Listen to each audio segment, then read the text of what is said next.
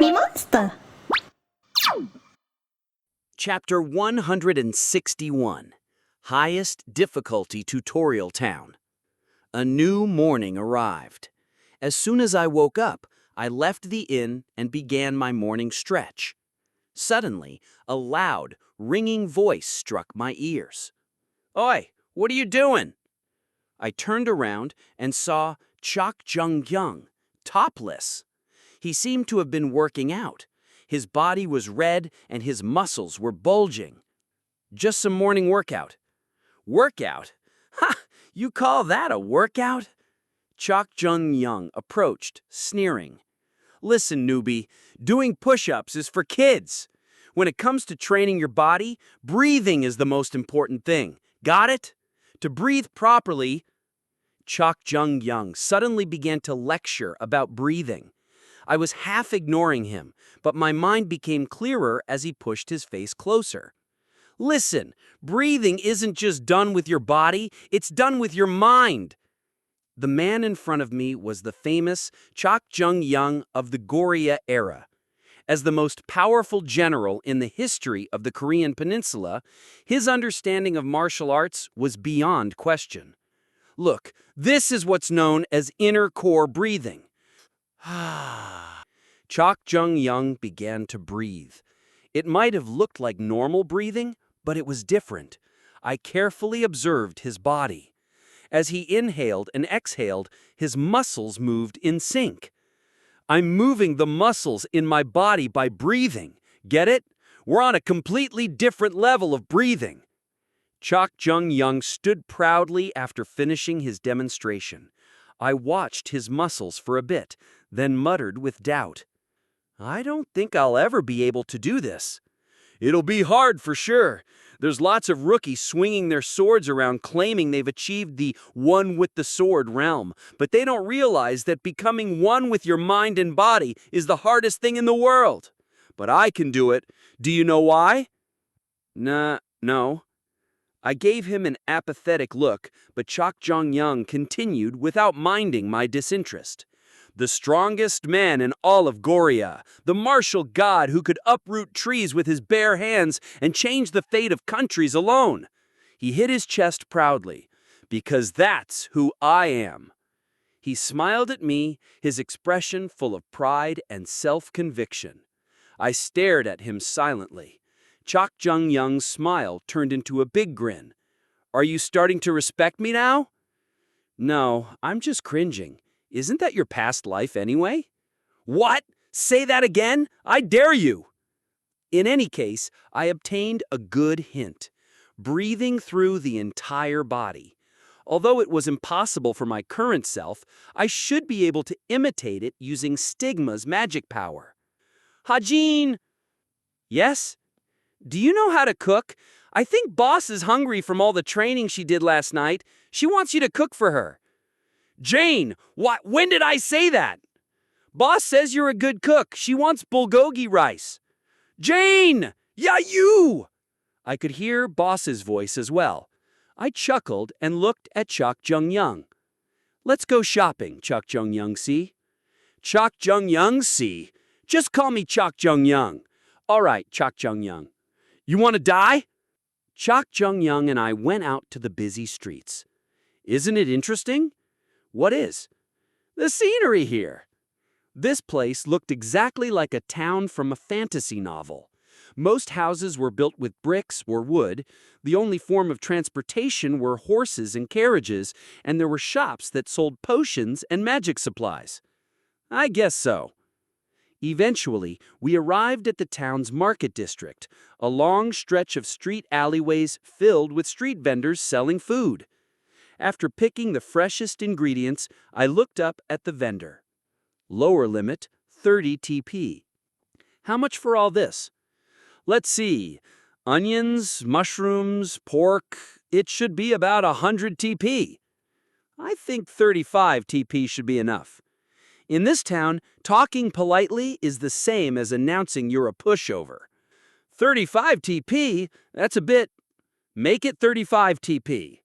Then you can go elsewhere. I doubt you'll find any place that'll sell at such a dirt cheap price." The vendor tried to refuse, but he was an NPC with a low haggling level. It didn't take long for me to crack him. Ew, fine, take it. Using the intimidating aura Chok Jung Young gave off, I succeeded in haggling down the price. Are you done? Yes, let's go back now. Afterward, I returned to the inn with Chok Jung Young. Seeing our hands full of bags of ingredients, Boss and Jane welcomed us. Before I even started to cook, Boss sat down at the table. Wait just a bit. Grade 8 dexterity was more than enough for cooking. Using a recipe I memorized, I quickly made a 4-person meal. Whoa! Oh, you're a good cook, newbie! Chok Jung Young and Jane expressed their surprise, while Boss quickly ate like a vacuum. After our meal, the 4 of us stared blankly at the ceiling of our room. Oi, newbie, what are you doing next? Gambling? No, we went yesterday. I already beat the casino hard. Since they know my face, I should be on a blacklist, preventing me from entering. If not, I'd be kidnapped the moment I entered. And what are you going to do? I'm going to open up a street stall. Street stall? Jane's eyes widened. Yes, the tutorial town NPCs have a lot of money. Of course, as this town is part of the tutorial, there weren't any LV3 equipment or items. On the other hand, NPCs were LV2 or LV3 at the very least, and the captain of the Vigilante Corps could potentially be LV10. That's because Tutorial Town is located in the basement of the Tower of Wish. In other words, it's one of the first floors created.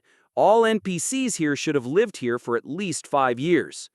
Why a street stall? Aren't you just going to get scammed?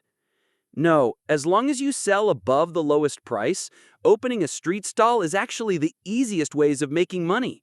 There's no way for NPCs to force you to sell something. Then what are you going to sell? This. I took out my red crystal axe and red crystal spear. Although they came in handy during the second tutorial, I no longer had any use for them. I'm also going to make more. With the materials in my inventory and materials I can gain from rolling random dice, I plan to make more items.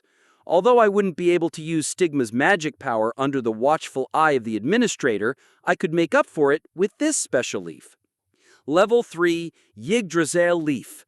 Level 3, Blessing of Adventure. Your body becomes lighter while you have this in your inventory. Improvements to your physical abilities. You can grant small blessings to items. Blessings will get stronger the more they have to do with adventures. And actually, there's something I need you to do. Me? Yes. Really? What is it? Jane tilted her head as she pointed at herself. At the end of a street leading to the inn, where not too many but not too few people passed by, I set up a stall. In case I ran into other players, I made sure to have my mask and hooded robe on. General store. From weapons to armors to herbs to fruits, we sell everything and anything. I put my sign down and sat on the ground, before I could even put down a piece of cloth to display my items. Hey, who are you? Thugs, who were in a union with the street vendors of the same street, approached me. I was surrounded by 5 thugs, but I maintained my composure. I got permission to sell here. What? Whose permission? Mine. A deep voice rang out at just the right moment. The 5 thugs turned around simultaneously. Ah, boss! At the same time, the 5 NPCs bowed at a 90-degree angle. Tock, tock. Along with imposing footsteps, the man the NPCs called Boss stood in front of me. I gave this person permission. Our apologies, we didn't know. It's fine. The boss frowned heavily. His eyes of contempt clearly showed he didn't want to bother with trifling matters. As expected, her acting was superb. I'm not the one you should be apologizing to in the first place. Why don't you buy something from him? Yes, understood. With a single command from the man, the 5 NPCs faced me again. This looks nice. How much is... the first NPC pointed at an armor I put out without much thought. However, in the next moment, his eyes widened. Whoa, hey, isn't this a level 3 armor? Level 3? As if that's possible. Their attention all fell on the armor. This is level 3? I think so. Although NPCs couldn't check item descriptions like players, they had discerning eyes that could appraise most items. But there aren't any level 3s in our time. Even so, they displayed doubt and suspicion. I spoke. This isn't a level 3 armor. Level 3 leather armor with level 3 Yggdrasil's blessing. Level 3 defense. Level 3 durability. Level 3 ease of movement. Level 3 Yggdrasil's small blessing. Increases all effects of the leather armor by 1 level. This blessing will disappear after 24 hours. However, the owner of the Yggdrasil leaf can choose up to 5 armor to receive permanent blessings. See? He says it isn't. I've never seen a level 3 equipment in my life. It's almost level 4. Exactly. It's only, what, level 4? Yes, you should be able to tell if you look close enough. This is an armor I made in the waiting room using Stigma's magic power. Although it felt a bit wasteful to sell it now, TP was much more important at the moment. Here, let me see. Let me see too. The 5 NPCs took turns looking at the armor. Fuck, stop being so selfish. You don't even have money. I do, you fuck. They even began to fight amongst themselves. I looked beyond their shoulders at the boss of the group of thugs. The boss, Jane, mouthed silently. Hajin, don't forget to give me 5%. I nodded. I'll buy this. How much is it? It's going to be a bit expensive. How's 500 TP? I can do 800 TP. 1,400! The sudden auction caught the attention of others in the street. More people began to wander over in curiosity, and after hearing that a level 4 item was being sold, 3,000! 3,000. Is that the final bid? Good. 3,000 it is. The leather armor I made was sold for 3,000 TP. The NPC who bought it seemed to be quite wealthy. After checking that the TP I got wasn't fake, I gave him the armor, and the NPC returned with a happy expression. However, the other customers had no plans to leave. They began to ask all sorts of questions about other items I had for sale, some of which were level 3 items. The fools who tried to sneak off with my items were caught by Chok Jung Kyung and taught a lesson of love. While I was busy dealing with the influx of customers, all of a sudden a familiar voice rang out along with a gentle breeze. What's going on here? This faint voice set aside the booming voices of all the other customers and landed in my ears. My eyes immediately shot open and my head turned to the direction the voice came from. There, I saw a girl on her tiptoes trying to peek at what was being sold. A general store? She was someone I knew well. Her face was one I could never forget, to the point that my heart skipped a beat when I saw her. She was Chainan. Move over if you're not buying. Chainan worked her way in front of me. I couldn't say anything. I thanked the mask and hooded robe I was wearing and lowered my head further. Red crystal spear. Do you have a red crystal sword? I shook my head at Chainan's question. Her voice was still the same as ever. I see. Then, how much is this spear? I was put in a situation where I had no choice but to speak. I cleared my throat and changed my voice. 250 TP. 250 TP? I'll give you a bonus, too. Chainan fell into thought. It seems she didn't find anything suspicious with my voice. I thanked my charming voice once again. I really want this, but I only have 200 150 TP. It's true. I understand if that's too little. I can just go to another shop. Her haggling made no sense. There was no logic, technique, or emotion behind it. But I pretended to be tricked. Then you can take it for 150 TP. Here, have this too. On top of the red crystal spear Chinon wanted, I threw in a leather pouch which also had a bento box I made for lunch. Oh, I don't need the bonus. How about you shave off another 50 TP instead? Are you crazy? She made an absurd offer. I'm kidding, thank you. Have a nice day. Chinon turned around, the red crystal spear in one hand and the leather pouch in the other. Just like that, she walked away. Her steps were light. She must be thinking it was her haggling technique that cut down the price. I watched her leave for a long time. Her hair was still short and dyed black. I grabbed my chest. My heart was still beating violently, refusing to calm down. It was then. Oi, answer me. A man walked in front of me and blocked my line of sight. His face was oily and generally unpleasant. How much is this? He pointed at the red crystal axe and asked me. I retorted briefly.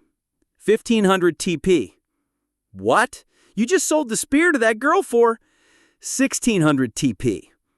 What? Why did it go up by 1,700 TP? You... 5 minutes later. Chinon ran to a nearby bench and sat down. Let's see. Oh, it even has a blessing. Level 2 red crystal spear with level 3 Yggdrasil's blessing. Level 2 burn damage, level 2 fire attribute power. Level 3 Yggdrasil's small blessing. Increases all effects of the red crystal spear by 1 level. Woohoo! What's this? I bought a half level 3 item for 150 TP. Chinon smiled happily as she read the item description. Looks like NPCs can't read item descriptions. Should I sell it? No. Why would I sell such a good item? Chinon tightly hugged the red crystal spear. Oh, right. Then she suddenly remembered the leather pouch she got from the street vendor NPC. Chinon opened the pouch without much thought. Inside, she found a warm bento box. Bento box? She checked the item description first. Thankfully, it wasn't poisoned. Feeling hungry, Chinon smiled and took the bento box out. Oh! However, there were things she didn't buy placed in the pouch. 5 gold coins. Right, the pouch contained 500 TP. Chinon stared at the coins blankly. Thinking for a moment, she quickly came to an explanation. The street vendor NPC must have placed the sales from today in it. Clearly, he gave the pouch to her by mistake. However, looking at the shining gold coins, a flame of greed rose up from Chae Na-yoon's heart. 5 gold coins? 500 TP? She only had 150 TP on her. No, it's only right to give it back. You already got such a great item for 150 TP. Don't lose your conscience, Na-yoon. Chae Na-yoon shot up and went back the way she came. There he is. Thankfully, the street vendor was still there. Chae Na-yoon worked her way through the crowd once again and gave the gold coins to the vendor. Here, you left 500 TP inside the leather pouch. What? I came to give it back. Take it. However, the NPC refused to take the coins and instead glanced at the giant man standing behind the stall. Oi! A giant walked in front of her. While Chae Na-yoon was confused, the man shot back intimidatingly. Screw off if you're going to argue with what you got. No, I'm not arguing with what I got. I got 5 gold coins with it. These are yours. Huh? The giant glanced at the street vendor NPC. Chae Na-yoon couldn't hear what the vendor said, but the giant sneered and shot back. Screw off, idiot. What? Idiot? Say that again. Just leave, little brat. The giant man raised his arm and threatened Chae Na-yoon. He must have thought he could intimidate her away, but in reality... What? Are you crazy? Chae Na-yoon kicked the man's leg without cowering. Quack! Her foot dug into his calf. Ugh! A sharp pain coursed through the giant's body, causing him to fall on one knee. Chae Na-yoon quickly ran away. Yah! You crazy bitch! I'll do you a favor. She stuck up her middle finger at the giant's threat. I'll remember your face, you little... Only Chuck Chung Young's angry roar rang out in the streets. Chapter 162. By the time Chae Na-yoon completed her mission, the sky was already dark. She trudged back to the inn where she had stayed the night before. Although she finished a 500 TP mission, she only received 200 TP, and after paying for her lodging, she was left with just 125 TP. Hey, you need to pay another 75 TP. Ask my companion for the other half. Fine. All right then, I'm going back to my room. After walking past the greedy innkeeper, she returned to her room. Lying on the empty bed, Chae Na-yoon stared at the ceiling. She was tired, but she couldn't fall asleep. In the empty room, she was all alone. Tick, tick, tick. Rain began to fall. It's raining. She opened the door thinking she might be hearing things, but it really was raining. She let out a small sigh. Thinking about it now, the first 2 tutorials were much easier. Back then she was so physically exhausted that her mind didn't have time to wander. But now, with idle time and complete solitude, everything began to come alive again. Fragments of memory swept through her mind. Her mental illness had gotten worse since entering the tower. Was it because she wasn't taking her pills? Her breathing became rough and her head hurt. Ugh! An unbearable headache struck her. She clutched her head. Beep! A ringing noise buzzed in her ears. She felt like the strange sound was making her surroundings shake. Fuck. Blood dripped from the lip she was biting. Things she couldn't understand flashed before her eyes. The conversation from that day rose up in her foggy consciousness. She still had many questions left unanswered. If it really was him who did it, or if he was making up an absurd lie, and if it really was him who murdered her brother. Why? Just why did he do it? Her questions rattled her mind. Resentment and sadness came together, forming a restrictive chain that bound her. Click! At that moment, a clear clicking sound rang out. The door to her room slowly opened. Chae Na-yoon raised her upper body slightly. She saw a man with disheveled hair trudging in. His face was that man's face. Kim Hajin. Kim Hajin. Kim Hajin! The face she could never forget was now in front of her. She stealthily reached for the spear standing next to her bed. "You're already back?" However, her hallucinations scattered away with a single sentence from the man. With a sigh, Chae Na-yoon closed her eyes, then opened them again. Now she saw who the man really was. "Why are you sitting in bed like a ghost?" Shin Jung-hak asked. Chae Na-yoon scrutinized his clothes. As though he had spent his day rolling in mud, there was dirt all over his body. "Did you make some money?" "Pfft! Is that the first thing you ask? Is this what it feels like to have a nagging wife? Shut up!" Chae Na-yoon had encountered Shin Jung-hak by pure coincidence. When she was looking for a mission at the Mercenaries pub, he had suddenly appeared with a stupid smile. Although she was freaked out at first, she decided to share a room with him to save money. "What's this bento box?" Shin Jung-hak pointed at the bento box sitting on the bed. "Oh, this. It came with an item I bought. I didn't finish it, though." "Why? Is something wrong with it?" "No, it's actually pretty well made according to the status window." "Then why didn't you finish it?" "No reason. It just wasn't to my taste." "Why do you keep asking anyway? For the record, I didn't leave it behind for you." The truth was, she couldn't taste it. After that incident, Chae Na-yoon lost her sense of taste. Ironically, she had overcome her picky eating by losing her sense of taste entirely. For her now, food was only a way to get sustenance. "And also, you bought an item. Are you sure you didn't get scammed?"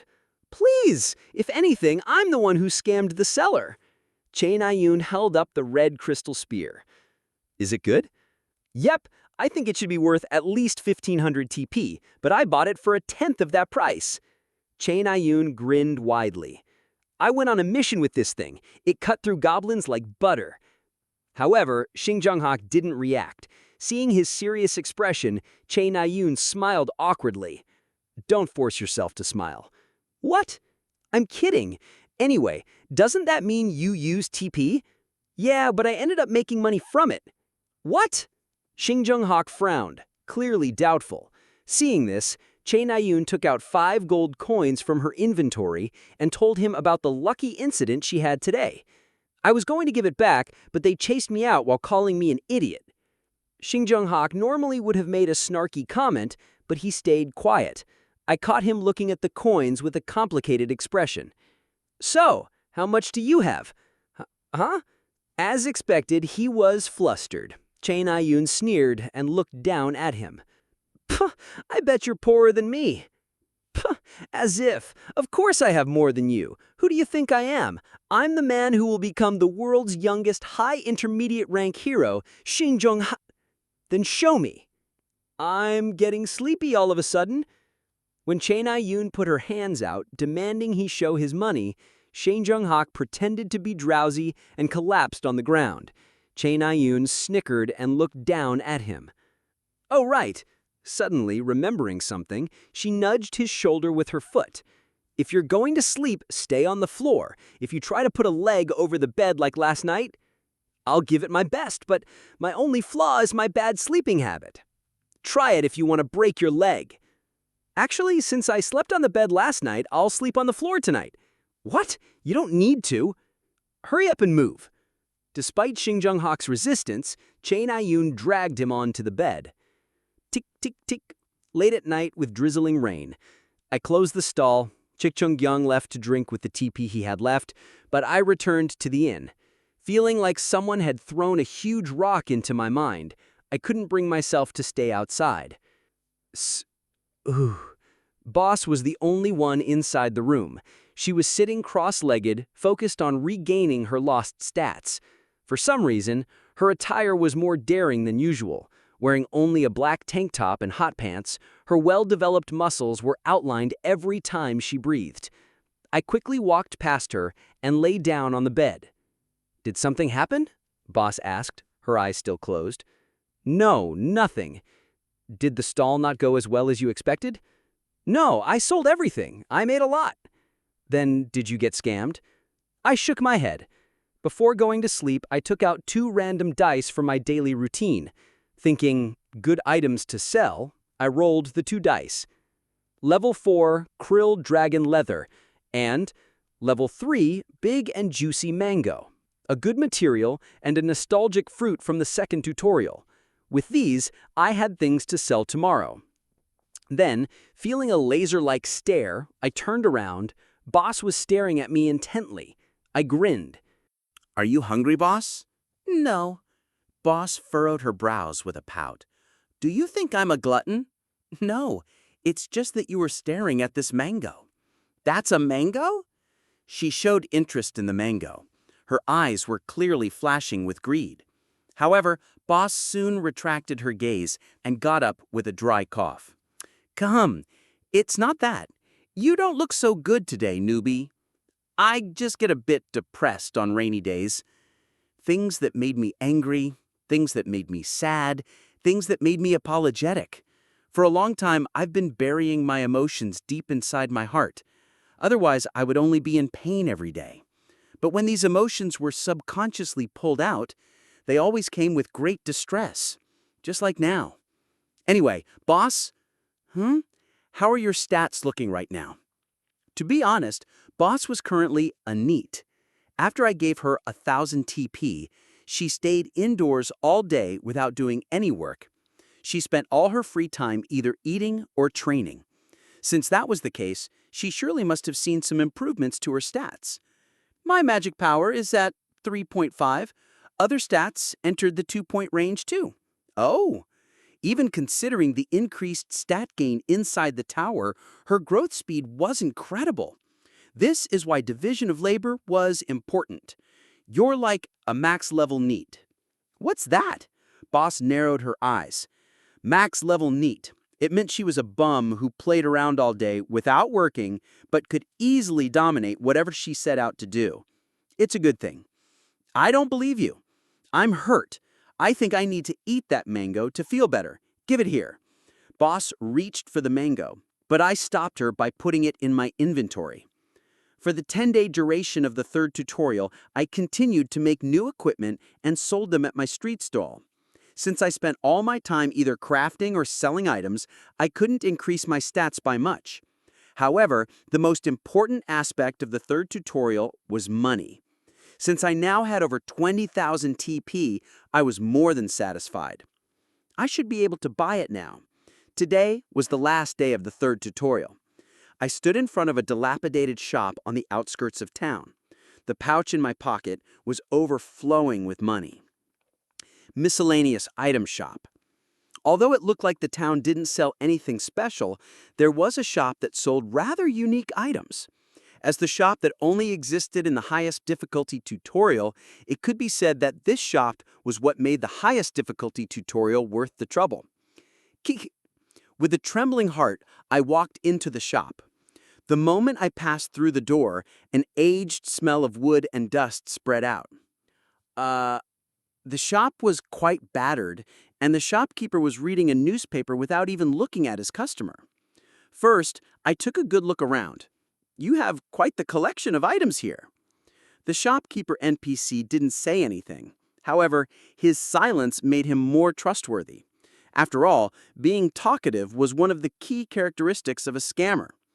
I pretended to look around the shop again. Level 2, magic contract. Level 2, illness cure potion. Level 2, speedwell grass. Level 2, sprite shield. Level 2, Kim Jong-han's claymore. There were all sorts of items in the shop. However, the real specialty was on the counter. I walked up to the counter and pointed at the egg sitting on it. Is this egg for sale too? Question mark, question mark, question mark. An egg with question marks as its item description. The shopkeeper finally reacted. That egg is the egg of a special bird that only lives in this town. It's not something a nobody like you can buy. The man spoke with a husky voice that wasn't hospitable in the slightest. I retorted with a smile. Who else would buy it if not me? That's 40,000 TP, kid. 40,000 TP?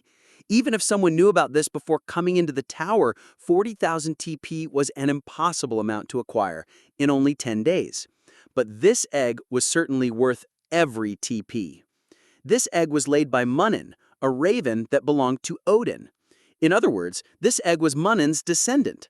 Since Munin was a pet of a god, this egg would surely be, well, I actually didn't know the real answer. This egg was introduced as an Easter egg and was something that even Kim Soo-ho couldn't buy in the original story.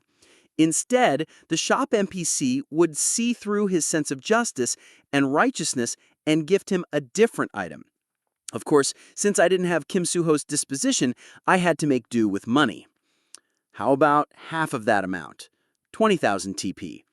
The shopkeeper gave me an odd look. Isn't that reasonable? I don't have any more than that. And this egg isn't an item you can sell here anyway. There's no way a 40,000 TP item would be sold. Not even a business genius like you and Hajin could have earned that much money in only 10 days. You mean to say you have 20,000 TP? Of course. I took out 20 1,000 TP notebooks and showed them to the shopkeeper. His eyes flickered conspicuously. Why don't you take that hood off first? It's rude, you don't think? Oh, yes, sorry. As one of the only polite customers he would have met in this town full of scammers, I was surely seen in a favorable light. I quickly pulled my hood down. So, do you know what this is? Yes, I do. What is it? The egg of an eagle, I think. The shopkeeper's eyes widened. As I said before, Munin was a raven. But when I was writing my novel, I thought it was an eagle and wrote it as such. Of course, there were commenters who pointed out my mistake, but because it was too late to make edits, I remembered saying something like, "An eagle sounds cooler." You have good eyes. You're right. It's the egg of an eagle. But most people won't be able to raise this beast. In fact, they won't even be able to hatch it. Ah, but you see, I'm not really an ordinary person. The shopkeeper gave me a meaningful look. Otherwise, how would I have made 20,000 TP? I met the shopkeeper's gaze and spoke with ease. In 3 hours, the third tutorial will end. On the other hand, in the forest near the outskirts of town, a wooden tent was barely standing in front of a campfire. This dumb, stupid town. One of the owners of the tent, Eileen, had a haggard and impoverished face after only 10 days. Everyone in this town is trash, every one of them. The humiliation she suffered all this time flashed before her eyes. Having to eat a restaurant's leftover food, her money being pickpocketed out of her inventory, accidentally spilling a juice she worked so hard to buy on a noble's clothes, and having to kneel and beg for his forgiveness. They were all things she never would have faced on Earth.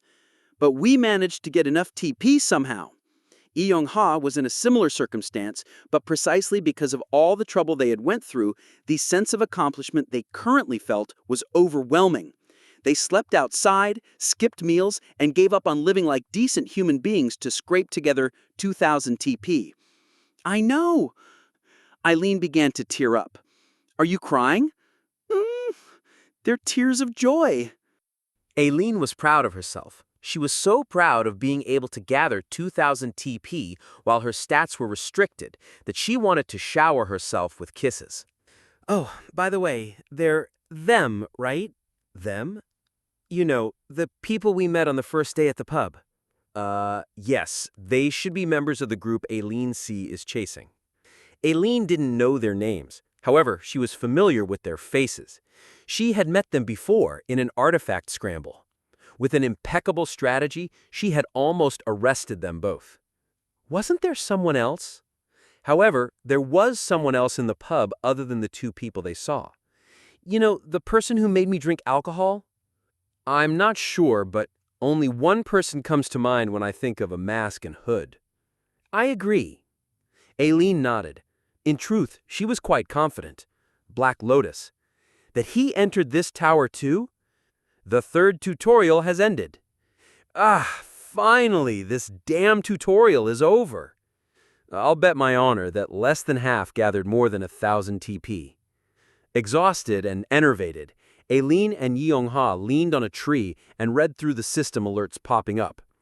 Of 78 challengers, 50 currently possess more than 1,000 TP in their inventory. Congratulations! You managed to protect your profit from pickpockets, robbers, thugs, and scammers. Aileen turned towards Lee-Young-ha. He laughed awkwardly. There's a bit over half. However, the system alerts weren't finished yet. Hidden reward, Profit Master. The profit of victorious challengers will be revealed along with their nicknames. Expenses excluded. Top 5 challengers will be given 100% of the profit they gained as a bonus. Rank 1, Extra 7, 21,300 TP. Rank 2, Phantom Thief, 7,800 TP. Rank 3, ... Eh? What? Aileen and Lee-Young-ha became speechless. The difference was overwhelming. It's not 2130, but 21,300? How the fuck is that possible? Aileen cursed inadvertently, mixing Korean and English together. Who is Extra 7? 3 hours later, a burst of light brought me back to my waiting room. I didn't say goodbye to Jae-in, Chuk Jong-gyung, or Boss, since we should be able to contact each other soon through the messenger system. Congratulations on achieving first place. 21,300 TP has been deposited. Thank you. You did well too, System Nim. I bought Moonen's egg with 20,000 TP. Although I was left with only 3,000 TP because of it, with the hidden reward, I obtained 100% of the profit I made, making me rich again. It was a setting change I didn't expect. I thought the co-author only made things harder, but it seemed I was wrong. A little bonus wasn't so bad every once in a while. I took out Moonen's egg from the inventory as quickly as possible. It was a 20,000 TP egg. I blew on it just in case it was cold and carefully placed it inside my bed. Wondering what kind of cute eagle would pop out of this egg, I pulled my blanket over it. But that wasn't the end of the good news. Your black entrance ticket has been confirmed. As the tutorial has ended, you may take out 3 items you deposited. It was the alert I'd been waiting for. equipment that could make up for the stat gain I neglected while crafting and selling items. I knelt respectfully. I had already decided what items to retrieve: Ether, Desert Eagle, and my laptop-linked smartwatch. Soon, your equipment storage will be transferred over. Come to a decision within 1 hour. Of course, the Desert Eagle had limited use because of bullets, but there was a reason I was choosing it despite its disadvantages. Jin Sayuk. Killing Jin Sayuk. That was the only reason. Chapter 163. Shoom! The storage box from before the start of the tutorial appeared in front of me. A window popped up, displaying the list of items I had stored inside. From the list, I picked 3 items to take out. Aether. The armament Aether will have its battle prowess restricted by 50%. First was Aether. Aether, which I hadn't seen in a while, sagged down like a sad slime. I reached out to it. When I made contact, Aether twitched like a cute caterpillar before trembling and coiling up my arm. I smiled at it and took out the next item. Smartwatch. Desert Eagle. Finally, I grabbed the Desert Eagle. The platinum handle's coldness and thickness felt nostalgic. I examined the Desert Eagle, then tried fusing it with Aether. Shotgun mode, sniper rifle mode, assault rifle mode. After trying out each mode once, I confirmed that the Desert Eagle had 1 magazine loaded for each form, 1 handgun magazine, 1 assault rifle magazine, 2 shotgun shells, and 5 sniper rifle bullets. That was all I had. System Nim? Feeling like this wasn't enough, I raised the Desert Eagle, showing it to the tower's system that should be watching over me. The storage box contained a box full of magazines. Of course, since that box had hundreds of bullets in it, I didn't expect to get the entire thing. Even a small portion would be enough. You see, this is a gun. Although it might be a bit special, a gun can't be used without bullets. I tried to ask, just in case. Extra 7 used Level 2 Haggling. Extra 7's Level 2 Voice of Trust activates. I hope the system was getting such messages. With that in mind, can you give me some extra magazines? I don't need too many. After a long time, the system didn't reply. Dejected, I put my hand down. It seemed the system couldn't make an exception. Just when I was thinking so. Considering that this weapon is a gun, your request has been accepted. Oh! I bowed respectfully as soon as I heard this message. However, we hope that you will not use the mysterious power you possess at lower levels of the tower. There is a chance that the administrator of the lower levels will consider it an unfair advantage and punish you accordingly. Understood. Thank you. I nodded. The mysterious power was most likely referring to stigma. It didn't matter much since my use of stigma was restricted anyway. Currently, I could only use 2 streaks of stigma at most. Any more than that and my body wouldn't be able to handle it. Magazines will now be transferred over. Soon, various magazines appeared in the air. 2 handgun magazines, 1 assault rifle magazine, 3 sniper rifle bullets, and 6 shotgun shells. Since I only wanted some spares, this was more than enough. I put them all into my inventory. After 24 hours of rest, you will be able to advance to the tower's 2nd floor. From now, you may use all system functions. Here is a brief explanation. About the personal waiting room. Normal entrance.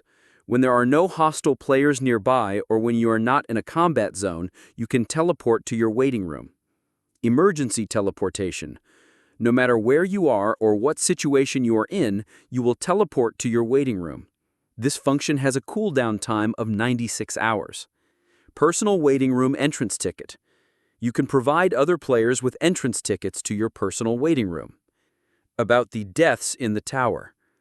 After the end of the tutorial, players are given 7 lives in total. Once killed, players will revive at the nearest residential area and receive a penalty that differs based on their circumstance. Note that if you die on the 2nd floor, you will lose all stat gains you have acquired and you will restart from the tutorial. About the auction house. I already knew everything and there was nothing new or changed from the original setting. As such, I turned on my smartwatch. Then I stared at the egg sitting on my bed. Question mark, question mark, question mark. I wasn't able to read the egg's information with the current tower system. LV6 Munin's egg. Tower mythical. The egg laid by Munin, the eagle of memory. My smartwatch could perfectly read the item's description. As I thought, my laptop was superior to the tower system. What do I do now? 24 hours of rest. Although it seemed needlessly long, it was actually barely enough to utilize each of the system's functions. Currently, members of the various guilds should be having conferences together. Oh, right! I remembered something to do. I unleashed Stigma's magic power at Munin's egg. In case something went really wrong and the egg ended up getting fried, I infused Stigma's magic power into the blanket covering the egg, rather than feeding it to it directly. As a result, the little blanket nest I'd made for Munin's egg turned incredibly warm. Next, 24 hours, huh? I lay down on the floor as I thought about what to do. Remaining time, 23 hours, 35 minutes, 39 seconds. I couldn't waste an entire day doing nothing. I got up once again. I'll fix up this place until Random Dice's cooldown ends. Once I get more material using the random dice, I'll start making some equipment. I came up with a plan. Can you please bring up a list of items from the player shop that could be used to renovate the waiting room? I asked the system, which immediately pulled out a list of items from the player shop's miscellaneous category. LV1 marble slabs, 30 TP. LV1 timber, 20 TP. LV1 warehouse, 300 TP. LV1 training room, 500 TP. There's even a training room? I bought the marble slabs. I could make a warehouse or a training room myself. Shoom, shoom. A bundle of marble slabs were transferred to my waiting room. Although it was only LV1, marble was still better looking than wood. I began to tear out the wooden flooring and started installing the marble tiles. Of course, with my stats being so low, even doing such a menial task took a lot out of me. Your strength increases by 0.003 points. Your vitality increases by 0.003 points. Your strength increases by 0.003 points. Your vitality increases by 0.003 points. Doing the same thing for about 6 hours, I received many similar alerts. If only I had the goblin tablet with me, I murmured as I wiped off the sweat from my forehead. Tiring. At that moment, a message popped up in front of me. Player Phantom Thief has invited player Extra 7 to a group chat. Would you like to accept? Phantom Thief was Jane's nickname. It seems she figured out how to use the messenger system. I accepted. Extra 7 Nim entered the chat room. Hey newbie, there's even a group chat. Isn't this interesting? Goria's Strongest. What up? Phantom Thief. Look at Chok Jung Young trying to type. What an idiot. Goria's Strongest. The screen is too small for my fingers. You're next to me anyway, so why do I even need to chat? Boss. Boss. Entered the group chat. Phantom Thief. Hey, boss. Boss. Hey. Phantom Thief. Look, our nicknames are similar. Boss. Similar? How? Phantom Thief. Isn't that obvious? Boss. No. When I put my hand up to the chat window, a holographic keyboard popped up. Me. What's everyone doing? Boss. I'm training. Phantom Thief. I'm looking around the community for any information. There's already an anonymous information cafe set up. People sure are quick-witted. It looks like a great way to earn TP. Me. Is the owner a djinn, or is he from a guild? Phantom Thief. I don't know yet. I think I'll set up my profile too. Boss. Profile. How do you... Boss's sentence cut off mid-sentence. She was quite a slow typer. Boss. Do that. Phantom Thief. It's going to be too hard for you, boss, no matter how well we explain it. Boss. I can do it. Teach me. 9 hours and 30 minutes had passed by. Your random dice has been recharged. I got another random dice at just the right moment. I put the chat window aside and grabbed the random dice. Because I sold everything that could be sold, my inventory was completely empty. Good material, good material. Murmuring a wish, I rolled the dice. The dice hit the marble floor and transformed into a shining piece of leather. Level 4, black gargoyle leather. Oh ho! It was practically screaming that it was special. 12 hours later, the waiting room of the player Captain Britain. Rachel opened her eyes on a shabby wooden floor. Wondering if the waiting room was normally this cold, she shivered and rubbed her arms. Whew. After chattering her teeth for a bit, she let out a sigh. She had woken up from the middle of sleep once again. It wasn't because of the cold, but because of her body clock. Since she was awake, she opened the community. Confirming members of the Royal Court Guild, please leave comments. This was the post Rachel made as soon as she finished the second tutorial. Thanks to this post, she was able to meet up with members of her guild, but there was still one person she wasn't able to meet, Kim Hajin. She wondered what he was doing, as there wasn't any news about him. Of course, she believed he was doing fine on his own. Rachel turned off the community and lay down on the ground once again. Without a blanket or a pillow, there was nothing comfortable about her current living space. After waking up once, it wasn't easy to go back to sleep. Although she cleared the high intermediate difficulty tutorial, all sorts of worries rose up in her head. England's current situation, the Royal Court Guild's situation, and the person whose life or death was unknown. In the end, Rachel got up. Working out seemed to be the best solution to shake off complicated thoughts. Whew. She bent down and began to do push-ups. 3 sets of 40 push-ups, followed by 3 sets of 60 curl-ups, then squats, then the Royal Court's basic sword training routine. After 4 hours of training, she accessed the community once again.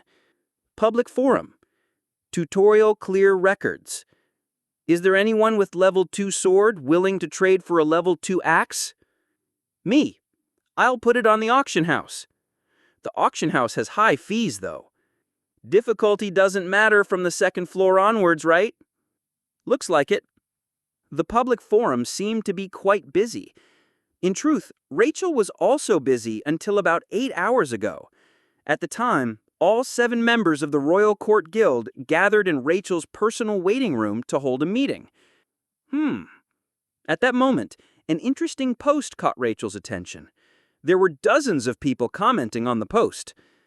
Everyone, there's someone who earned 20,000 TP in the 3rd tutorial. Nah, no way. Who? Don't lie, please.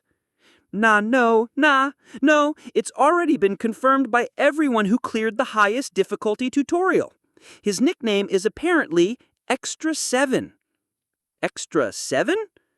Yes, people are guessing it's either Vast Expanse Nim or a member of the 9 stars. 20,000 TP? Rachel's mouth opened in shock. In the high intermediate difficulty tutorial town, she was only able to collect 3,500 TP. Even then, she was labeled as vicious by other players. So to have 6 times as much? Rachel refreshed the page while feeling a bit jealous. Oh, hey, there's a level 3 armor in the auction house. At that moment, a new comment popped up. Huh? Startled, Rachel jumped slightly. She immediately entered the auction house. Level 3 Gargoyle Armor J-White Order. Level 2 Resistance. Level 2 Ease of Movement. Level 3 Durability. A level 3 item had appeared when the real tower climb hadn't even begun. Although she couldn't tell what White Order meant, it still sounded cool. As soon as she laid her eyes on the armor, she thought, I want it. I want to make that armor mine. With a dazed look, she clicked Make Bid. On the other hand, player Nayun Jajangman's waiting room. Wow! There's someone from the 3rd tutorial who earned 20,000 TP!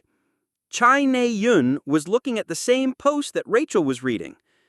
Chai Ne-yun already knew that Extra 7 earned 20,000 TP in the third tutorial. After all, she had seen it with her own eyes. Could he really be Vast Expanse Nim? However, the thought that he could be the famous Vast Expanse had never crossed her mind. Who? Who are you talking about? Hearing her, members of the Essence of the Straight who were in her waiting room showed interest. Chai Ne-yun had let them in using the personal waiting room entrance ticket system. Extra 7. Oh, him? The public forum is filled with people talking about him. Did he really make 20,000 TP? This cheerful voice belonged to a former classmate from Cube. She had chosen the lowest difficulty. Chai Ne-yun retorted briefly. Yeah, I saw it with my own eyes. It was slightly more than 20,000 TP. No way! Really? How the heck did he make 20,000? I'm not sure. By the way, aren't you being a bit rude? What do you mean? Don't use words like heck when you're talking about him. Do you think he's your friend? Hearing this, Yi Ji-yun became speechless. Soon, Chai Ne-yun retracted her sharp gaze and opened the List of Encountered Players, a system functionality that was only available inside the personal waiting room. List of Encountered Players. Goria's Strongest. Extra 7. To her surprise, she saw Extra 7 in this list. Chai Ne-yun's eyes widened. However, she quickly accepted it. Since they were both in the highest difficulty tutorial, it wasn't strange to think that they had passed each other at least once. Clearly, neither side was able to recognize the other. With a small smile, she sent a friend request to her old master. You have sent a friend request to the player Extra 7. You crafted a level 4 equipment. Your level 2 crafting technique improves to level 3. I let out an exhausted sigh. After 9 hours of hard work, I finally succeeded in crafting a level 4 equipment. It was the best equipment I had made thus far, requiring the help of both Aether and Stigma's magic power. I called it the Black Messiah's Horrible Suit. Black Messiah's Horrible Suit. Level 3 resistance, Level 4 durability, Level 3 temperature control, Level 3 stealth. My naming sense sucks. I gave the item a name using the tower system's item naming function. It seemed I went a bit mad when I finally succeeded. But well, I could just change it before selling, so it wasn't too embarrassing. I put the suit on. It was light, yet it stuck to my body. It was a wearable armor that made moving easier. Amazing! It was much better than the failed products I made. At first, I used half of the level 4 material to make a level 3 armor, a complete failure. I gave that one a random name and tossed it in the auction house. If I remembered correctly, that armor was called Level 3 Gargoyle's Leather Armor, J, White Order. Here, the J stood for Jin, the second part of my name, and White Order meant it was the lowest grade item. I guess I'll see how it's doing. Feeling bored, I was about to check out the auction house when, tiring, an alert popped up on my group chat. Phantom Thief. This waiting room sucks. How am I supposed to stay in here for 24 hours? Jane was complaining. Me. How about you buy a bed? There's one in the player shop. Phantom Thief. Are you crazy? That's such a waste of TP. Chuk Jungjang reeks of sweat. The red entrance tickets waiting room was twice as big as other players' waiting rooms. Naturally, it was because 2 people were sharing the same room. Boss. Jane, you should train like Jung. A beautiful flower only blooms in Saluter.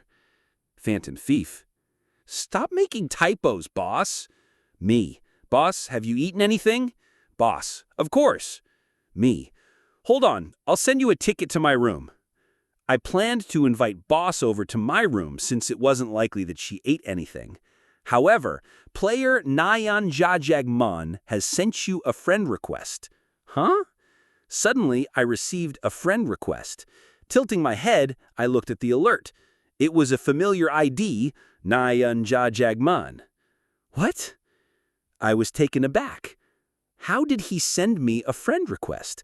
Didn't I block people from sending me friend requests through the public forum? A sudden suspicion sank into my heart. I hesitated for a moment, but soon I accepted the request. Ding! As soon as I accepted the friend request, Nyan Jajagmon messaged me. Young Nim, what happened? I heard you made 20,000 TP. Chapter 164. Player Nayunja Young Fanyan has sent you a friend request. I was taken aback. How did he send me a friend request? Didn't I block people from sending me friend requests through the public forum? A sudden suspicion crept into my heart. I hesitated for a moment, but soon accepted the request. Ding! As soon as I accepted, Nayunja Jang Fanyan messaged me. Hyungnim, what happened? I heard you made 20,000 TP. Allow friend requests through the public forum. It was still the same. Knowing things could get annoying after my name spread in the third tutorial, I had blocked friend requests. As a result, players couldn't send friend requests to me unless they were within a 20-meter range at some point. Hey, how did you add me as a friend? I messaged Nayunja Jang Fanyan, a strange feeling rising within me. I think we passed by each other in the third tutorial. I saw Hyungnim's name in my list of encountered players. You're also in the highest difficulty? Yes. Huh? I took my eyes off the chat window for a moment. My neck suddenly began to hurt. I needed time to think. Only 50 people had cleared the third tutorial, and Nayunja Jang Fanyan was one of them. Nayunja Jang Fanyan. Even though he always said Hyungnim and talked like a man, the first two characters of his name had always bugged me. Was it just a coincidence, or was it part of the fate that I changed? Hyungnim, how did you make 20,000 TP? I have mad respect for you. I closed the chat window and typed Gosu. In the public forum, there is no comment or post under that player name. There was nothing. Next, I typed Nayunja Jang Fanyan. Anyone clear the highest difficulty tutorial? The highest difficulty tutorial is filled with scammers. Be careful, everyone. Pickpockets here can also steal money from your inventory. Yep, I got 150 TP stolen from my inventory while walking in broad daylight. Also, there are thugs all over the dark alleyways. They're clearly gunning to steal your money. I don't know if the hardest difficulty tutorial has any benefit. I really am in the highest difficulty tutorial. Screw off if you don't want to believe me. Fuck you too. Reading through his comments and posts, cold sweat began to form on my forehead. I pushed my hair back. A chill went down my spine and my head became hot. With trembling hands, I tapped on the holographic keyboard. It just happened. You just happened to make 20,000 TP? Hyungnim, are you really Vast Expanse? I'm a big fan of him. After a bit of back and forth, I asked a seemingly random question. By the way, are you really a guy? Why? That was kinda sudden. Just asking. You know, your name is Jajong Man. Are you supposed to be a Chinese restaurant? How did a Chinese restaurant clear the highest difficulty tutorial? I'll tell you when we meet. Like I said before, I think we're going to meet one day. Nayunja Jang Fanyan avoided the question. I didn't dig into it too much. I was afraid my suspicion was real. He sent a few more messages, but I told him I was busy and exited the conversation. At that moment, Boss messaged me. Boss? Newbie. Yes? What's up? Boss. Do you have anything to eat? Didn't you say you had food? I was laughing in the chat, but in reality my expression was stiff. I subconsciously touched my mouth. It was hard and cold. Boss. Well, the player shop has bento boxes for sale. I just thought I shouldn't waste TP on bento boxes. Oh, okay. Hold on a second. I'll invite you to my waiting room. We can eat together. Okay. I sent Boss an invitation, then I sat on the edge of my bed and sighed. It was nice that Boss was coming over since I didn't want to be alone. But even after a long time, Boss didn't come to my waiting room. 15 minutes later, a message arrived. Boss, how do I use the invitation letter? Just take it out of your inventory and rip it in half. If there's anything else you don't know, you can just ask the system. Boss, okay, I see. Soon a light flashed inside my waiting room and Boss appeared. She stood imposingly with her eyes closed, then slowly opened them. Her eyes widened. Where is this? It's my waiting room. What? Marble tiles, a comfy sofa and bed, a storage closet made using the wooden flooring I pulled out, a wooden table, tableware, etc. It was probably very different from Boss's empty waiting room. You know how it is. I like decorating things. Wait just a moment. I'll cook something for you. The final bid has been completed. Yes! Rachel clenched her fists. After 3 hours of fierce battle, she managed to obtain the Level 3 Gargoyle Leather Armor, J, White Order. Happiness rose from the depths of her heart. She considered this a strategic victory.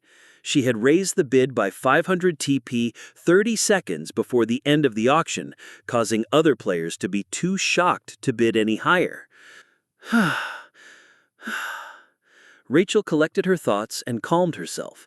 The coldness that made her shiver had disappeared a long time ago.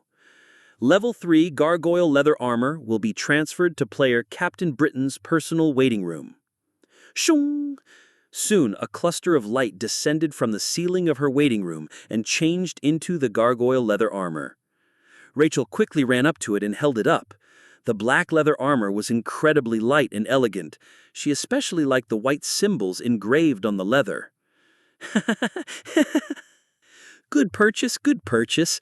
Rachel stared at the armor joyfully, then carefully put it on. To facilitate the trading of equipment, the size of equipment will be adjusted to fit your body. The slightly big equipment shrank to fit Rachel tightly. It was so light that it felt like she wasn't wearing anything. Plus, she didn't need to tie the strings together in the front of the leather armor. As though they were polarized, they came together like magnets and tied themselves automatically. Oh! Rachel hummed happily as she looked at herself in the mirror, then entered the community looking to brag. Wow, the level 3 armor got sold for 3,000 TP. Isn't that too much? Must be someone who's rich. I'd pay that for a level 4 armor, but not a level 3. You're just jealous. Rachel pouted and commented, It's actually very cheap considering the tutorial just ended. Are you the one who bought it? No. Don't you remember what you had to go through to earn 1,000 TP? 3,000 TP is a lot. Rachel shook her head. As far as she was concerned, she actually bought the armor cheap. Unwilling to comment any further, she moved on to the next post. What is everyone using their TP for? I bought some furniture for my waiting room, a bed and a blanket. Oh, and some bento boxes. It's the same for me. It's too hard sleeping on a wooden board. I think it was money well spent. How's the player shop's bento boxes? The 5 TP one is trash, but the 10 TP is actually pretty good. Seeing the comments, Rachel felt a bit proud. She was able to buy the level 3 armor precisely because she gave up on having comfort in her waiting room. In 10 minutes, you will be moved to the tower's 2nd floor. From the 2nd floor, the system's help will decrease. Sunshine! A system window popped up. Rachel called her wind elemental, Sunshine, who became a lot smaller after entering the tower. Yes? Get ready. Okay. Sunshine entered Rachel's leather armor.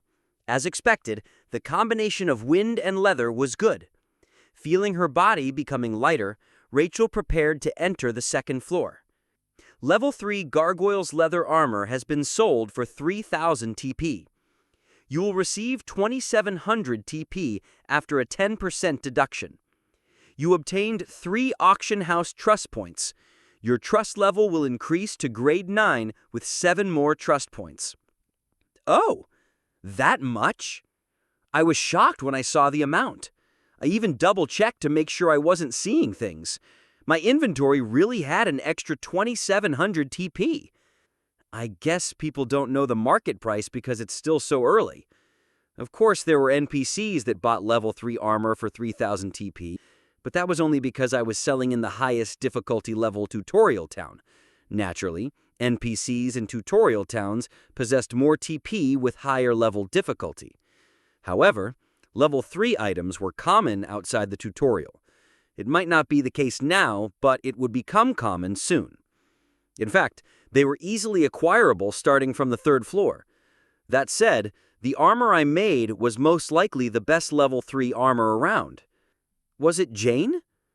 In the auction house, the buyers and sellers' names both remained anonymous.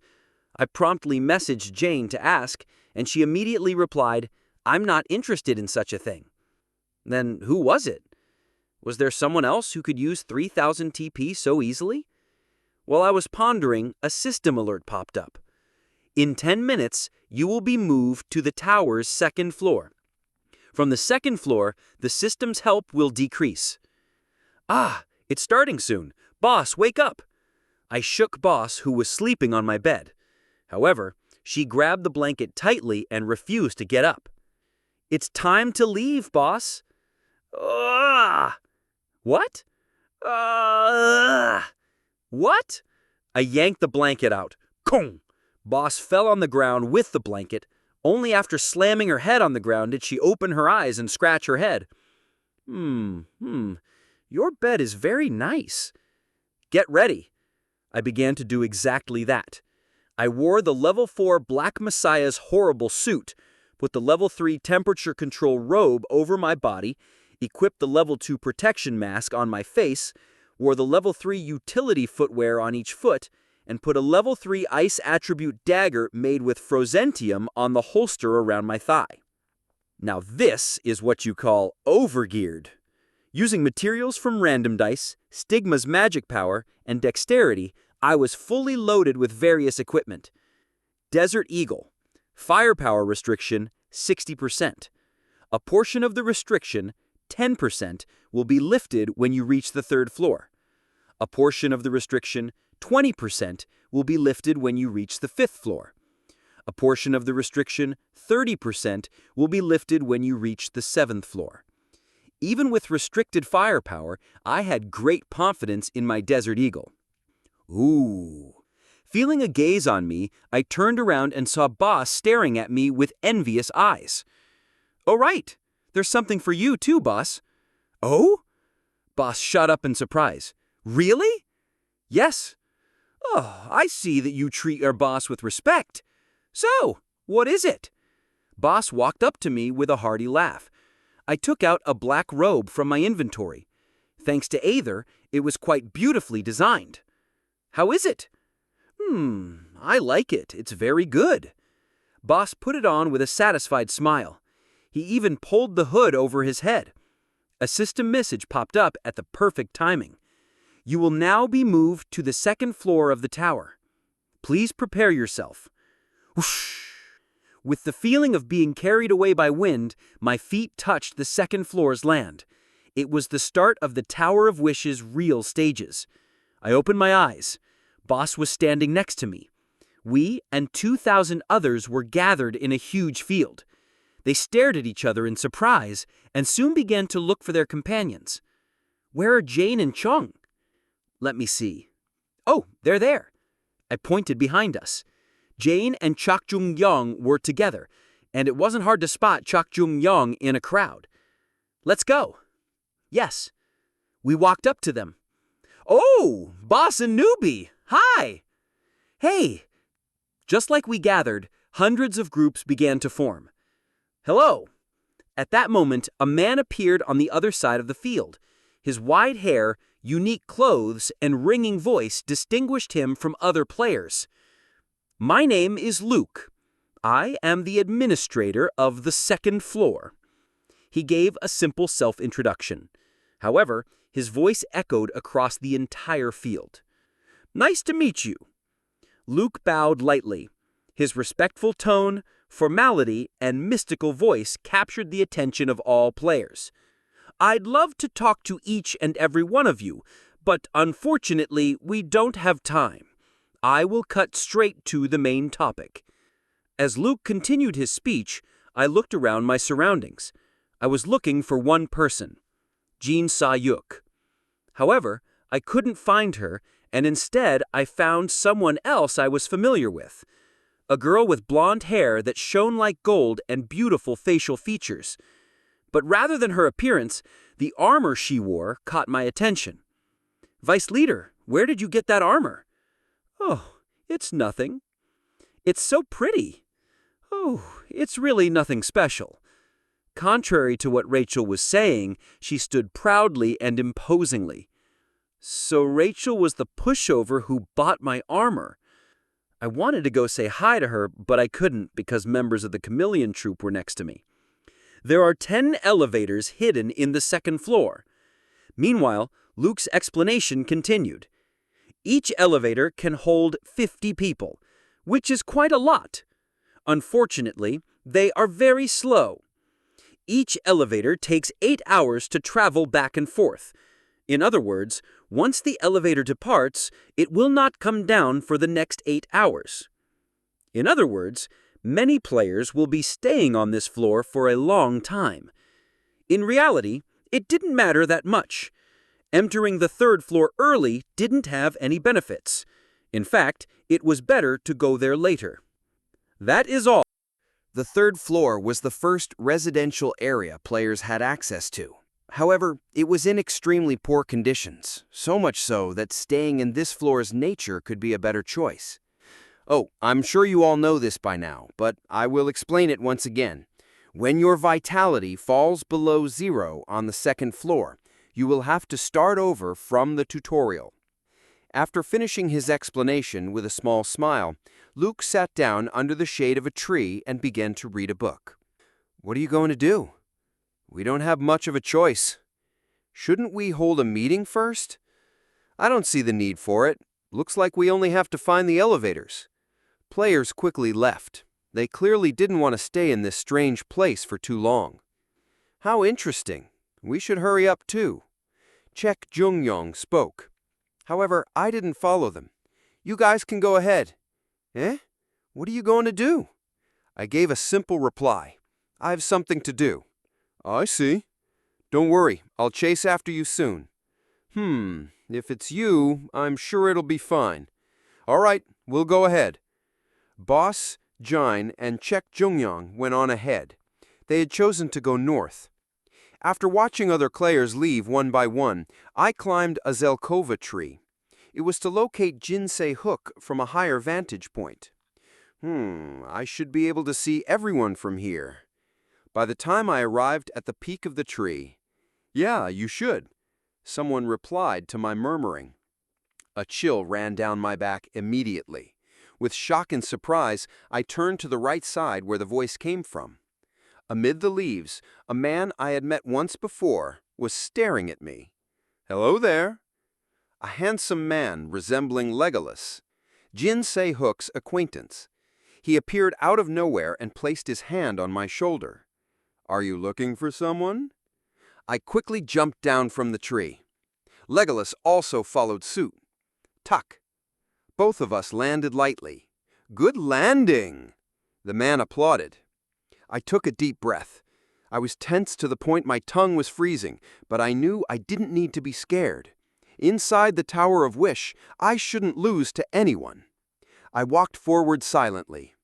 Oi, you should answer when someone asks you a question. I'll ask again. Are you looking for someone? He chased after me. After a brief sigh, I stopped walking. Then I turned around. Yeah. Who? I don't know if he was really expecting me to tell him, but I did so anyway. Your companion. My companion? Oh, the girl who fought you before in Busan? The man asked with a voice full of interest. Yeah. Why? Do you really need to ask? I took down my hood. By the looks of it, he already knew who I was. I'm looking for her so I can kill her. In an instant, the man's expression turned stiff. I took out my gun from my holster. The Legolas look-alike, a man who didn't exist in my setting, glared at me. But soon he regained his smile. "Yeah, so cool. Unfortunately, you're going to have to put that off for a bit." I furrowed my brows without replying. The man grinned. "You see? I stole her ticket. I used it instead of her." "What?" "Her black ticket. I used it. I even got something called a bonus skill because of it. Want me to show you?" I was completely taken aback. Considering that he mentioned getting a bonus skill, it didn't seem like he was lying. "Oh, well, I see." I quickly regained my composure. It didn't matter that much anyway. Although it might have been delayed a bit, Jinsei Hook would undoubtedly enter the Tower of Wish, and I could always kill her then. In that case, right when I was about to say something, tweak, pook, something sharp or blunt struck me from the back. Was it a dagger, an arrow, or a club? I couldn't tell because I didn't feel anything, not even pain. Was this the power of a level 4 armor? What's this? I found the dagger lying on the ground. Level 1 well-sharpened dagger. A blade without a handle. Seeing this dagger, I realized that I was attacked. "Oh, sorry. My companion must have gotten angry. She likes Sai-Hook a lot, you see." "That's good to know." "Sorry, I only told her to stand by and watch." "You don't have to feel sorry." I raised my gun. It was extremely easy for me to pinpoint the location of the attacker using the trajectory of the dagger. Above a needle-leaf tree in the north. I fired my gun in that direction. Ook! Soon a short scream rang out along with the sound of something heavy falling on the ground. "If you're going to feel sorry about something, you shouldn't do it in the first place," I muttered. I even added a confident smile. Inside the Tower of Wish, especially at the earlier stages, I simply had no confidence in losing no matter who I fought. 1. Chapter 165. Looking at the man in front of me, I fell into thought. I didn't know his ability. I couldn't detect any change in the setting either. Was it because he was too strong? Or was it because he wasn't in the original story? But regardless of what his gift was, there was no reason for me to be scared inside the tower. Although I couldn't guarantee victory, I was also confident I wouldn't lose, just as I said before. "I guess you're right," the man retorted. His expression kept changing. His glaring eyes were filled with killing intent, and his small smile was like that of a serpent. I shouldn't do something if I'm going to feel sorry about it. Suddenly, the man's body flickered. Although it happened in an instant, I could catch the change in his body. Yeah, it was my bad. The man murmured to himself, then suddenly burst out laughing. The corners of his mouth stretched almost to his ears. I raised my gun. At the same time, the man transformed into a current of magic power and flew back. What? I wasn't mistaken. He definitely transformed into magic power. However, he was slow enough that I could trace his movements with my eyes. I pulled the trigger. 1, 2. 2 bullets passed through his body. On the third bullet, I used stigma to infuse the bullet with an anti-magic attribute. Oop! The bullet struck his shoulder. His body materialized and fell to the ground. That hurt. Sitting upright, the man rubbed his wounded shoulder. I remained calm and transformed the Desert Eagle into its assault rifle mode. After infusing more bullets with anti-magic attribute, I approached him. "The administrator of the second floor. Luke is watching you." I could feel the administrator's gaze on me. I flinched slightly, but still pointed my gun at the man. "It's not easy having my power restricted," the man said as he got up and sighed. "Fine, I'll admit it. You're the strongest person in here. My shoulder hurts so much I can barely move." I could sense sincerity in his words. "I should have brought a gun, too. My weapon is so heavy that I can't even hold it yet." The man grumbled and moved slowly. Meanwhile, I thought about the system alert I received. It said Luke was watching. Since it wasn't a warning, I judged it was fine to fire another bullet. While I was thinking, the man walked over to his companion, the woman who had thrown a dagger at me. She seemed heavily wounded. She clutched her chest and gasped for breath. "La course." The man murmured something, and ancient language began to be engraved on the ground beneath him. Interesting, isn't it? It's the skill I chose with my black ticket. Mass teleport. You know about it? The man grinned. You took the worst one. I shot back coldly, aiming my gun. Really? It sounded pretty useful to me. I had to kill him before he left, carefully infusing Stigma's magic power into the bullet. Quang! I fired. However, pillars of dirt shot up from the ground, forming a shield. Do-do-do-do-do. My anti-magic bullet easily tore through the shields, which were created from a mixture of magic power and dirt. But the 12-layer shields slowed the bullet's momentum. Ugh. With its power diminished, the man easily blocked it with his body. It's been a while since I felt this much pain. An exhausted voice rang out from the other side of the shields. At the same time, a spiraling current of magic power signaled the activation of mass teleport. Warning. Luke, the administrator of the second floor, is watching you carefully. A warning popped up. It seemed I fought too close to the administrator. If only we fought a little bit farther away, I was confident I could have killed him once. I should keep this in mind when I face Jinsa Hyuk. I put my gun down. Then I put on airs and spoke as though I was being generous. All right. You're free to go. I'll let you live this one time. Huh? A flustered voice came back. I'm letting you go. I'm quite touched that you stopped to pick up your friend. The man didn't reply. I was acting to hide my weakness, to prevent him from finding out that I couldn't freely use anti-magic bullets in front of an administrator. Thanks. I didn't know whether he bought it or not, but that's what he said. That I'll let you live once too later. My name is Bell. Remember it. Yeah. Shung. In the next moment, 2 clumps of magic power shot up into the air. I stood still and watched them fly away. I didn't expect Jin Sahyuk to not be here, but this was actually to my advantage. If she was entering the tower 2 months later, that only meant I had more time to display a more overwhelming difference in power. For now, I concentrated and looked in the direction my companions had gone. A large gorilla was roaring in the distance. The man fighting the gorilla was Chuk Jung-young, who was perhaps more gorilla-like than a gorilla. Come, I'll fight you. Chuk Jung-young began to wrestle with the gorilla. But no matter how powerful Chuk Jung-young was, he was fighting a gorilla from the Tower of Wish. Naturally, he was on the losing end at first. He simply couldn't surpass the gorilla in pure strength. Chuk Jung-young's hands interlocked with the gorilla's, and the gorilla began to push him back. It was then. Roar!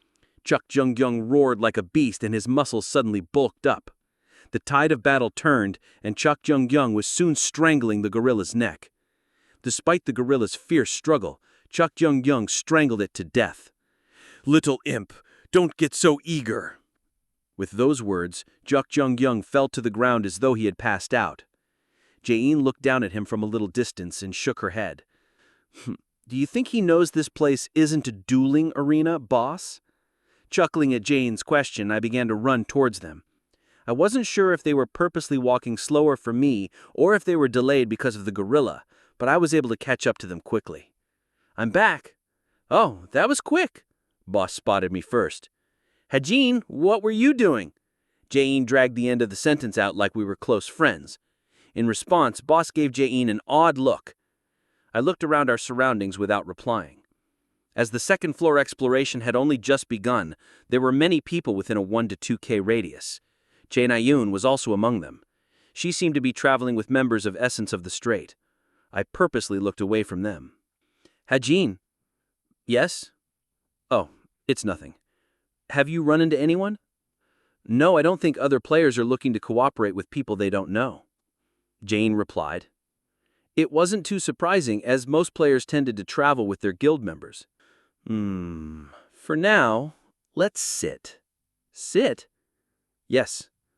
Why? Shouldn't we walk? In response, I pointed at the gorilla Chuk Jung-young hunted. I want to dismantle this first. Wait for me just a bit. Do you need to?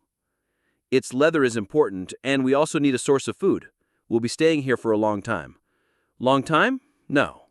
Chuk Jung-yong, who was practically passed out until a moment ago, suddenly shot up and spoke. His recovery speed was quite frightening. Didn't that white-haired guy say 50 people could go on each elevator? He said there are 10 of them, so 2 days should be enough. Can't you do multiplication and subtraction? No, it's not a matter of math. It was a matter of efficiency, ethics, selfishness, and altruism. Each elevator could fit 50 people. However, that was only the maximum number they could hold. There was no condition that said an elevator needed to be full. The administrator said at most 50 people. Yeah, so if 50 people get on each one, use your brain, you dimwit. Jane stepped in and made my job easier. If you don't need all 50 people to get the elevator going, that means even a single person can leave with it. Exactly. What Chuk Chung-yong said was only the best-case scenario. But considering the innate greed and selfishness of humans, it was likely that only 20 or so people would go up each day. In other words, we could be stuck here for over 100 days. I see. But doesn't that mean we should try to find an elevator as quickly as possible? Don't worry, it'll be fine if we're a little late. The third floor was a terrible place. As such, I needed at least 3 or 4 days of preparation before going up. Fuck, then what do you want us to do? Unfortunately, I couldn't explain things in detail. Rather than rushing into things, let's take things slow. I sat down near the gorilla and began to dismantle it, skinning the gorilla with a knife, cutting out its flesh, pulling out its teeth. I had gotten used to this process while cutting up fish during the second tutorial. Although it was hard at first, I kept telling myself that I was cutting up clay, and it became easier. Of course, a huge gorilla was still more disgusting than a fish. Level 1 system can use sanity defense mode. While I was dismantling the gorilla, the tower system suddenly messaged me. Thank you for the suggestion, but I can take this. Huh? Why are you talking to yourself? Boss and Jane gave me a strange look. Oh, right. Don't yell or get angry at the system messages you see. Why? Well, if you think about it, we should be grateful to it. It's helping us climb without receiving any compensation. When I said that, Jane and Chuk Chung-yong gave me strange looks and took a step back. They were treating me as though I'd gone mad. Only Boss was nodding fervently. Soon, I finished dismantling the jungle gorilla. You acquired the technique Level 1 Dismantling. You can instantly dismantle low-level monsters. Level 2 Jungle Gorilla's Leather. Jungle Gorilla's Meat. Level 2 Jungle Gorilla's Teeth. I put everything into my inventory and got up. Now, let's get going again. 3 hours later, Rachel and 7 other members of the Royal Court Guild were walking through a fierce snowstorm. Vice Leader, the snowstorm is too harsh. How did a jungle suddenly change into Antarctica? Ooh, I'm freezing. Rachel's Royal Court Guild chose the Northwest Jungle. However, this floor's terrain was too fickle. After toiling through a dense jungle for 3 hours, a large snowfield appeared. Let's stop and rest, Rachel shouted. Her companions stopped and huddled together. They didn't need to build an igloo. Rachel faced the blizzard and took a deep breath. Then 2 elementals that were visible only to her formed a circular barrier around them. There's just no end to this. We don't know where the elevators are, and we really don't know what's in this place. Inside the warmth created by Rachel's barrier, a guild member started a conversation. Vice Leader, I think we should split into 2 teams. The tower's messenger is still functional. As members began to suggest different ideas, a system window suddenly popped up. The first elevator has departed with 9 people. Huh? Everyone yelled in shock. 9! Damn it, these fools blinded by greed. Let's split up. Rachel immediately decided after seeing this message. We'll split into the teams we discussed before and locate an elevator as quickly as possible. The first one to find an elevator can send everyone else its coordinates. With that, Rachel took off her armor. Then she gave the 3000 TP gargoyle leather armor to the second team's captain, Davin. Vice Leader, what is this? Wear it, Davin. My team can deal with the cold with my elementals, but that's not the case for you. This armor has a temperature control function, so you can rotate it amongst yourselves if needed. Yes, thank you. Davin received the armor with a moved expression. Now, let's go. We need to hurry. Just like that, the 7 members of the Royal Court Guild split into 2 teams. Don't forget to send periodic reports. Good luck. Yes, Your Majesty. Thank you. As the leader of the first team, Rachel went east with 2 other guild members. They paved through the fierce snowstorm for 10 minutes, 20 minutes, 30 minutes. After walking for a long time, "Wait, what? What is that?" One member pointed into the distance. A sharp golden object was shining in the snow. "It kind of looks like a snowmobile." "Let's go, it might be a hidden piece." With bright expressions, the two male guild members walked up to the golden object. Rachel had an eerie feeling, but she soon followed after them. "A snowmobile?" Rachel felt excited hearing that the object was a snowmobile. In this place, a snowmobile was undoubtedly one of the best methods of transportation. "Yes, I'm certain." "Wait, how do we use this?" "I got it, I've driven this before." Unable to hold back their excitement, the two male guild members touched the golden snowmobile. Immediately, "Ugh! Hop! Ptzt!" A powerful spark shot out. There was no way for them to react to the instantaneous mind-numbing current of magic power, and the two men fainted on the spot. "Raphael, David..." Dwarven supercar? On the other hand, in a jungle cave serving as a temporary base, Jane tilted her head and asked, "Yes, there's apparently an artifact by that name that you can't normally touch. And how do you know that?" Well, you've seen it too, right? The administrator was reading a book." "Huh?" The administrator of the second floor sat down under a tree and began to read a book the moment he finished giving an explanation. That was meant to be a hint. Being kind and social, Tim Suho would provide Luke company before setting off. He would then spot the book in Luke's hands and ask what it was about. Luke would then smile meaningfully and give the book to Kim Suho. I sneaked a peek. Apparently, the elevators and the supercar are both artifacts left behind by dwarves. "Oh, so that's why you're late. What does this supercar look like?" It should look like a snowmobile. There were several hidden pieces considered dwarven artifacts. My goal on the second floor was to find the hidden steals along with the supercar. So things will get easier if we find it? Yes, it'll be helpful on other floors as well. Inside the Tower of Wish, horses were the main method of transportation. However, even horses had levels in this place, and low-level horses couldn't be used in areas of battle. Of course, there were famous steeds like the Red Hare, Bucephalus, and the slightly lesser Reckless. But it wasn't easy to obtain such horses. Do you know where to look? No, but I'm confident in being able to find it with my eyes. There should be 3 dwarven supercars on the second floor. Since I plan to give Kim Suho a map of the second floor, there should be no problem with me taking one. Gung, gung. Outside, the sound of huge footsteps rang out. Glancing sideways, I saw Chuck Jung-young, who had just come back from hunting. As always, his body was full of injuries. However, his injuries were even worse today. There was a huge cut on his side that revealed his ribs, and something seemed to have bitten off a part of his calf. "Off doing weird things again?" Jane remarked as she shook her head. Chuck Jung-young received it with a big grin. "I tasted ecstasy inside the boundary between life and death." "So, where's the corpse?" However, he didn't reply to my question. "You didn't bring it back again? You should have brought it back if you could." I grumbled as I handed him a potion.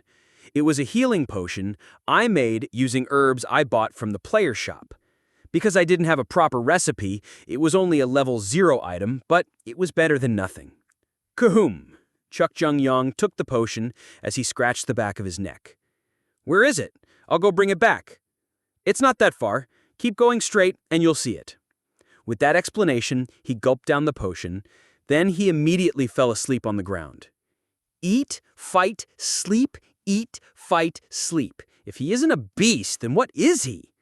"Jane-see, take care of the food. You just have to cook it." "Huh? Oh, okay." I left the cooking to Jane and went outside. "Huh, where are you going?" I ran into Boss, who also just came back. "Chuck Jung-young left a monster corpse behind, so I'm going to fetch it." "Then let's go together. You'll need someone to guard you." "Thanks." Boss and I began to walk forward. After about 15 minutes, we discovered the traces of a huge battle. A huge area in the middle of the jungle was caved in, with trees and grass both crushed. In the middle, there was a huge monster lying lifeless. He killed a level 3 grizzly bear? The monster Chuck Jung-young defeated was a grizzly bear. Was that even possible barehanded? I was once again awed by Chuck Jung-young's strength. Kong! I chopped off the head and began to dismantle it. At some point, a satisfied murmur reached my ears. I glanced to the side for a moment, then went back to focusing on the bear. But then I immediately glanced to the side once more. Boss? It looks a little weird, but it's fantastic otherwise. Boss was wearing the bear head. With her face peeking out from inside the bear's mouth, Boss had a childlike, happy expression. Look, newbie, if I close the mouth, it defends my entire face. Boss closed the bear's mouth. A girl wearing a bear mask was in front of me. I stared at Boss silently. Isn't it cool? From the bear's mouth, a satisfied voice rang out. Thank you for listening. If you enjoyed this story, don't forget to subscribe, comment, and like the video. Have a suggestion? Let me know in the comments.